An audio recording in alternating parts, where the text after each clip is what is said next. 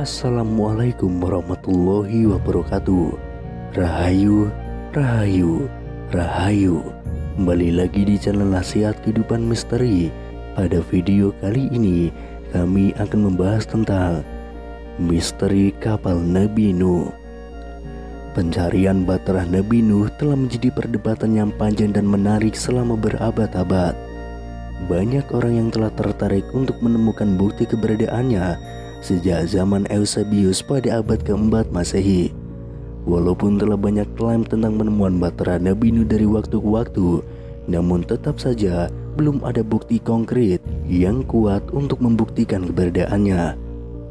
Tidak dapat dipungkiri bahwa beberapa banjir memiliki dampak yang paling mematikan bagi kehidupan manusia, seperti misalnya peristiwa banjir Yellow River yang terjadi di Cina pada tahun 1931 saja bisa melanda dataran seluas 21.000 km persegi dan menelan korban jiwa sebanyak 1 juta hingga 4 juta orang. Namun dalam sejarah tercatat banjir yang lebih dahsyat lagi, yaitu peristiwa banjir Nuh yang terjadi sekitar 5.000 tahun yang lalu. Tercatat dalam sejarah dalam kitab-kitab Samawi seperti Taurat, Injil, dan Al-Quran, serta di peradaban dunia seperti Sumeria, Babilonia, Indian Wales, dan Yunani. Al-Quran sendiri mencatat kisah Nabi Nuh sebanyak 43 kali dalam 28 surat, yaitu perintah Tuhan untuk membuat kapal tersebut menunjukkan bahwa keselamatan manusia dapat dibuat oleh tangan manusia itu sendiri. Nabi Nuh membuat kapal di pegunungan Irak sekitar tahun 3165 sebelum Masehi. Dalam kitab Sulam Al-Munajjat disebutkan ada 124.000 papan yang dibutuhkan dalam pembuatan kapal ini. Pada setiap papan tertulis nama Muhammad, ditambah 4 papan bertuliskan 4 nama khalifah, yaitu Abu Bakar, Umar, Utsman, dan Ali. Di kemudian hari, pada tahun 1953, potongan papan itu ditemukan. Setelah diadakan penelitian, pada papan itu memang terdapat tulisan yang bila diterjemahkan artinya adalah Muhammad. Saat pembuatan kapal, Nabi Nuh diarahkan untuk menghadap ke arah 5 mansila bulan. Kapal itu sangat besar. Menurut Ibnu Majid, astronom dan pelaut Arab abad ke-15, panjang kapal 240 meter, lebar dan tingginya 60 meter, serta mempunyai 2 buah dayung. Namun menurut Ibnu Katsir, panjangnya 720 meter, lebar 360 meter, dan bagian depannya agak lancip supaya mudah berlayar. Kapal itu bertingkat 3. Tingkat pertama diisi binatang ternak dan buas, masing-masing sepasang. Lantai 3 diisi burung-burung, adapun manusia di lantai 2 yang jumlahnya 80 orang, yaitu Nabi Nuh dan istri, ketiga anaknya beserta istri-istrinya, dan juga 72 orang pengikutnya. Badai itu menerjang dengan dahsyat, memporak-porandakan segala yang ada di hadapannya. Ada banyak spekulasi tentang berapa lama badai itu berlangsung. Ibnu Majid mengatakan yang paling dapat dipercaya adalah 70 hari. Namun Ibnu Katsir malah menyebutkan bahwa badai itu berlangsung selama 150 hari dari awal banjir hingga air surut kembali. Terkait dengan luas area banjir tersebut, ada 2 pandangan yang berbeda. Ada yang mempercayai bahwa banjir tersebut merupakan banjir global yang mengenangi seluruh dunia. Hal ini didasarkan pada doa Nabi Nuh serta fosil gajah yang ditemukan di kutub utara yang diduga ikut hanyut saat banjir Nuh terjadi.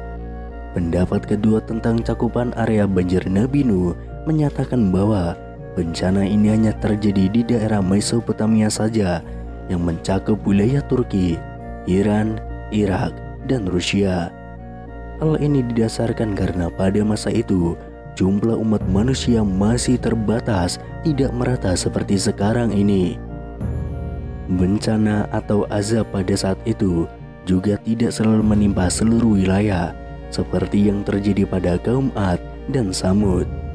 Meski begitu, pada masa itu terdapat 124.000 nabi dan rasul yang bila dihitung sejak zaman Nabi Adam hingga Nabi Muhammad, rata-rata terdapat sekitar 18 nabi pada setiap tahunnya.